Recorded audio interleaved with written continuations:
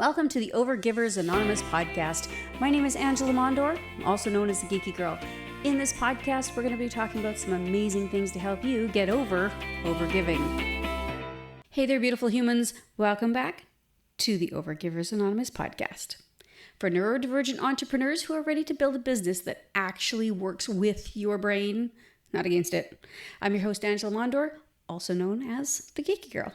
So let me guess, you have tried every productivity system out there, the bullet journal method, the getting things done, or the getting shit done method, time blocking, Pomodoros, fancy new app that everybody raves about every once in a while. You've bought planners and downloaded templates, and you've watched all the YouTube tutorials, and yet you're still feeling scattered, overwhelmed, and like you're constantly playing catch up. Well, here's what I want you to know right now. The problem isn't you. The problem is that these systems weren't built for brains like ours. And today we're going to talk about why your organization methods keep failing and how to finally create a system that actually sticks. Now, before we dive in, I want to acknowledge something. If you're listening to this, you've probably been told that you're disorganized or scattered or you daydream or pick something, because we've been told it all. And of course, there's always those people who tell us we just need to try frickin' harder. That narrative ends today. What we're going to explore isn't about fixing you. It's about finding what actually works for your beautifully neurodivergent brain. Now, I will tell you this straight off the hop. This latest concussion has given me even more compassion, even more tools, shall we say, to work with what's happening in my brain. And I am so grateful that I get to share all of this with you. So let's talk about why traditional productivity systems fail us so spectacularly. If there's nothing else, they're really good at failing for us. It comes down to three major issues. First, most productivity advice is built on neurotypical assumptions. It assumes that you can just decide to focus and then you focus, right? Not for us. It assumes that you have a consistent energy level throughout the entire... who are these people? This is just weird, right? It assumes that you can break everything down into neat little linear steps and then just follow them. I'm really good at breaking things down into little linear steps, but to just override all of that other shit and just follow it, yeah, not my jam. You might be the opposite. We all have our unique pieces that put us together. And the best part about our brains is the fact that they think differently. And we get to do amazing things with them. So why are we stuck trying to fit ourselves into these rotten little boxes? And instead, why aren't we using our amazing brains to find new ways for it to work for us? Okay? Here's the things. Our brains don't work the way that neurotypicals do. We might hyperfocus for 4 hours straight and then need a complete break. We might have an incredible burst of creativity at 10 o'clock at night and everybody else is winding down. We might need to see the big picture before we can handle the details, or we might get completely overwhelmed with too many options or seeing too much of a big picture. It is really important to understand who you are and what works best for you. That's why it's so important for you to hear that you're not alone in this, that you're not the only one who all those damn things don't work for. All right.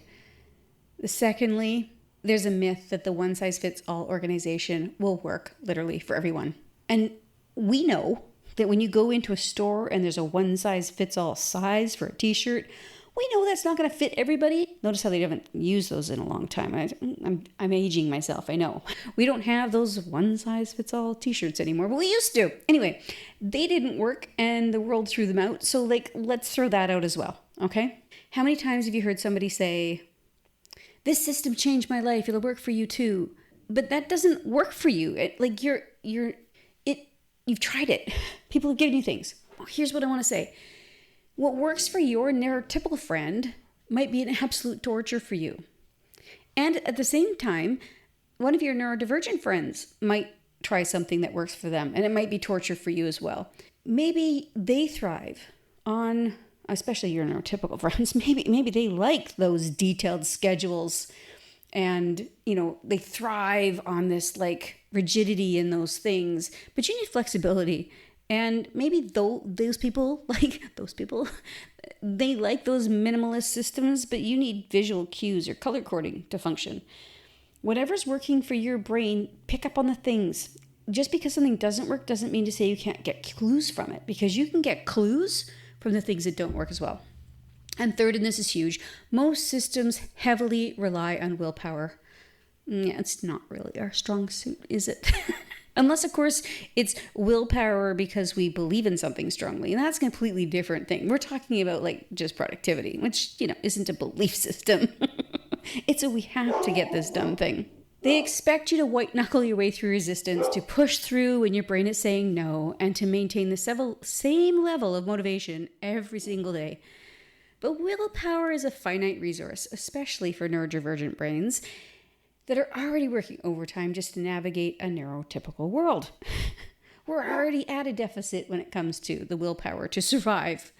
And of course, those things are going to impact how we interact with the world, but also how it impacts our ability to get shit done.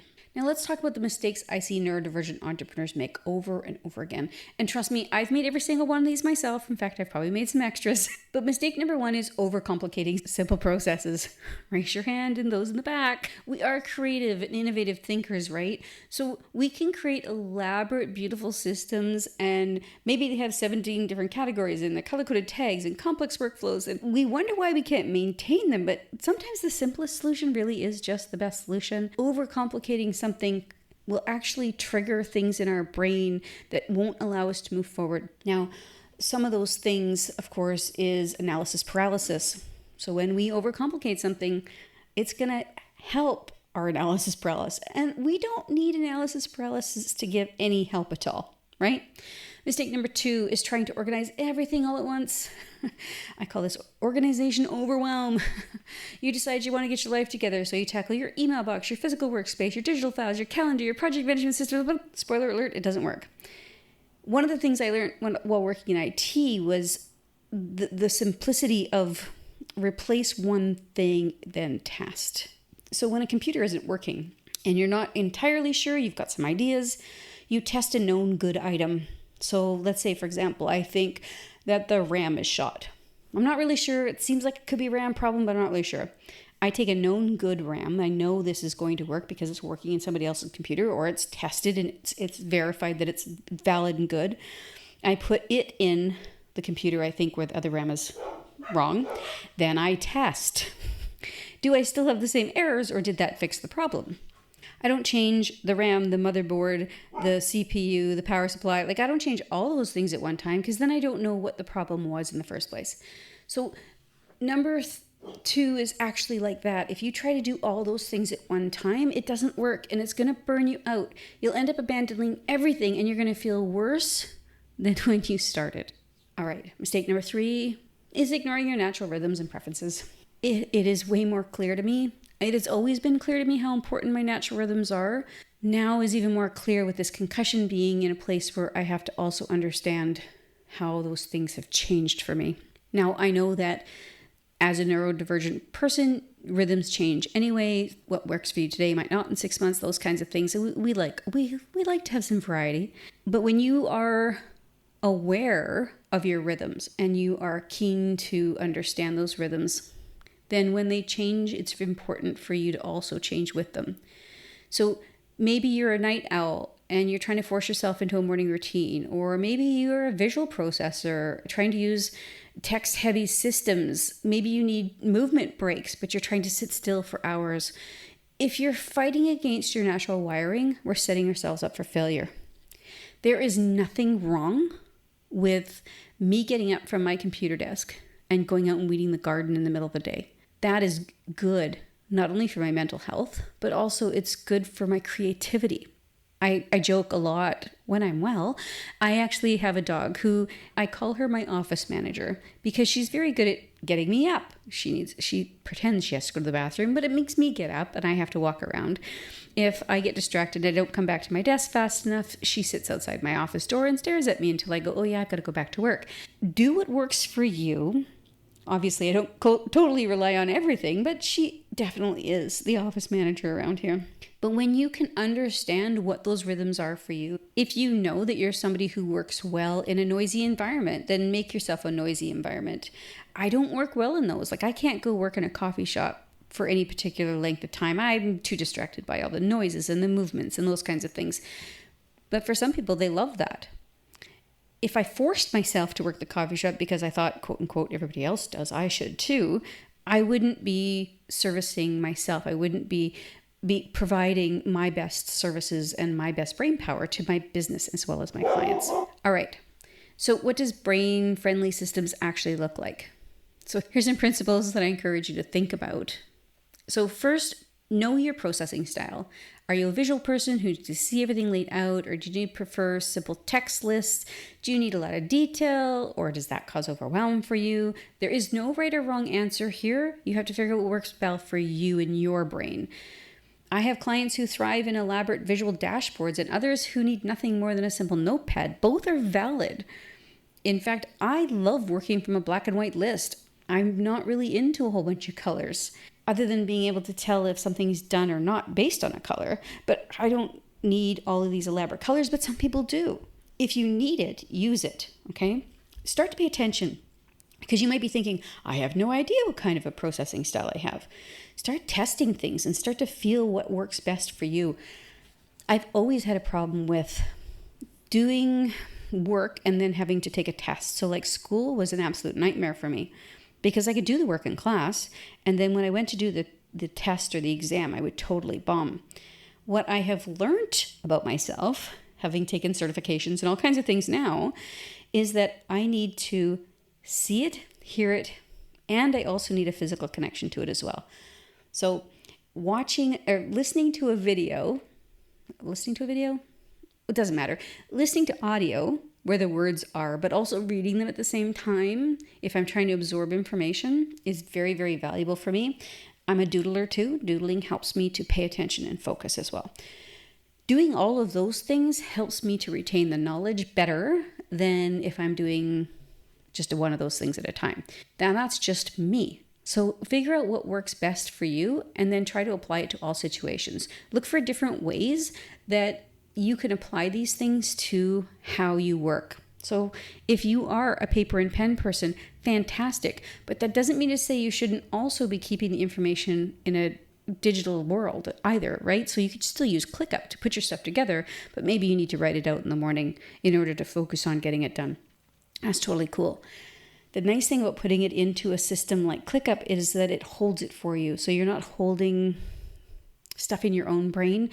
There's one of the worst things we can do is actually keep all of our to-do lists in our brain, and then we're so focused on not forgetting those things, we can't do other things, okay? So find a way to understand what your processing style is. How does it work for you? And if you don't know, just try a few things and see which one feels best. And that's your answer, okay? For now, and adjust it as it goes. Now, as I say, adjust it as it goes, the second thing is to embrace a flexible structure. I know this may sound like an oxymoron, but hear me out. You need enough structure to create predictability and reduce decision fatigue, but enough flexibility to accommodate your changing energy levels, interests, and life experiences. So, for example, I know that I have certain times in my calendar that are blocked out for client calls. And then I have other times blocked off of my calendar where it is more fluid time. And every Friday in the summer, my husband and I, we call them Freedom Fridays, we disappear. Fridays are just off limits, no go. Do not work on Fridays. That's because my husband's a teacher and he's off all summer. And so we've decided to make one day a week a date day. So we go and head out to usually we head out to the lake, but anywhere there's water, or we go hiking or whatever, we do some beautiful outdoorsy kinds of things on Fridays. So put those kinds of things in your schedule, what works out for you. You can still have structure, you still have some sort of framework to that, but it can be adjusted to fit with your energy levels, okay? So if you're thinking about like jazz music, there is structure to it, but they can bebop along and improvise within the framework of the jazz piece of music, okay? Same thing with the structure of my schedule. I know that I work on certain things better in the morning time than I do in the afternoon. So to be able to move those things around within that framework allows me to be more flexible and to be able to say, hey, I have more energy today, I can do this, versus, oh, this is a lower energy day, so I can do these kinds of things. It helps me to be more flexible within that structure, but gives me enough structure so that I can add some predictability to the way I work. Now, this is crucial. The third thing is to work with your hyperfocus, not against it. Now, traditional productivity tools and advice tells you that you need to take breaks every 25 minutes. But when you are in a hyperfocused state and making incredible progress, honor that. Build systems that can flex with your natural rhythms instead of forcing you into artificial constraints. I know, for me specifically, and I know other people as well, when I get into a hyperfocus mode, I just want the entire world to stop around me. I am in a place where shit's getting done and I'm being productive and I'm finally tackling things that I'm super, super excited about or I'm really inspired by or whatever the case may be. And I just need to be able to say, you know what? I'm in it and I'm staying in it until it gets done. So I make sure that my days are set up so that when that happens, because we can't force it to happen, but when it happens, I'm free to be able to let it happen. So that's why I take my client calls in the morning, because generally speaking, I'm not going to hit one of those moments first thing in the morning. Those are usually for my afternoons, is usually when I hit one of those runs. And so I don't take client calls in the afternoon, so I never have to worry about forgetting a call because those are happening in the morning. That's what works for me. Okay, so those are the things that I encourage you to think about when you're thinking about how you can build a brain-friendly system for yourself. Now, let's get practical. Sustainable systems. And here's some frameworks. I'll give you some steps to create some organization methods that will actually stick for you. Now, first, I want to tell you that sticking for us means working for a while. It doesn't mean to say it's going to work for the rest of your life, but it'll stick for now. It'll give you the ability to understand yourself better and to move forward and to be able to use the system moving forward to make changes to a current system. Okay? So, first of all, start with one, just one, not 3, not 5, not 10, one area that's causing you the most pain right now, okay? Not everything at one time, just one. Maybe it's your email box that's giving you anxiety every morning that you go there, or maybe it's your project files you can never find. Whatever it is, find one thing, and that one thing is, if you fixed it now, it would give you a greatest sense of relief. Then, number 2, build habits around existing routines. I don't know about you, but I have read Atomic Habits, absolutely love habit stacking, which is exactly this idea. So instead of trying to create new habits from scratch, instead you take the new system and you put it onto something that you already do consistently, okay? So first and foremost, let's say every morning you go and get yourself a cup of coffee. And one of the things that would make your day better is that you're trying to implement is that you want to plan your day first. You want to start your day knowing what tasks are most important to you. So I would encourage you that right by the coffee machine, you would either leave your day planner with a pen, so you don't have to go looking for a pen, or remind yourself with a sticky note that you're going to plan it however it is that you plan your day, whether it's in your daily planner or you're using ClickUp or some other SaaS program, but leave yourself a sticky note on the coffee machine because you're going to go there first, okay? That'll help you to habit stack that new habit, okay? Because you're already consistently going for coffee. So now you would have the ability to go ahead and review your daily priorities. That's when you're going to do it. That's when it reminds you to get that done, okay? Step 3, schedule regular system check-ins and adjustments. And this is where most people fail. We set up a system and then we never revisit. We never go through it again, and we can't figure out why it falls apart, or geez, I did that for 10 days and then it's been 5 since I've done it again. This is where we fail, is because life changes, business evolves, your life shifts, all kinds of things go on. And sometimes it's just we become complacent, right? You stop putting the sticky note on the coffee maker, or you decide, oh, I've been doing it for 5 days, I'm good, and you do it for another 5, and then all of a sudden you fall off the bandwagon, whatever. But build yourself the ability to check in. Here's what my habits are, and here's what I'm trying to accomplish You can then build in monthly or quarterly reviews, and you can honestly assess where you're at and where you're trying to go. Checking in is one of the most important pieces you can possibly do, regardless of whether it's for these types of things where you're trying to build new habits in your business or if you're trying to accomplish goals. The set and forget method doesn't really work for us. It's very important to check in, see how things are going, okay? So if you're ready to stop fighting against your brain and start working on it, I encourage you to go through and do some of this brain-friendly systems stuff for yourself. To go back and think about how do I work best? What is it that I need in order to succeed? And remember, you're not broken. You do not need fixing. You just need systems that were actually designed for brains like yours. If this episode resonates with you, please share it with another neurodivergent entrepreneur who might need to hear this message. And if you haven't already, hit that subscribe button so you never miss an episode of the Overgivers Anonymous podcast. Until next time, keep being your beautifully authentic self. And remember, your neurodivergent brain isn't a bug. It's a feature. Thank you so much for listening to the Overgivers Anonymous podcast. Your support means the world to me. You can find show notes for this episode and other goodies at overgiversanonymous.ca. And if you enjoyed this episode or you enjoyed the podcast in general, why not join us in the Overgivers Anonymous Facebook group, where you can connect with overgivers from all over the world. Head on over to geekygirl.ca/group.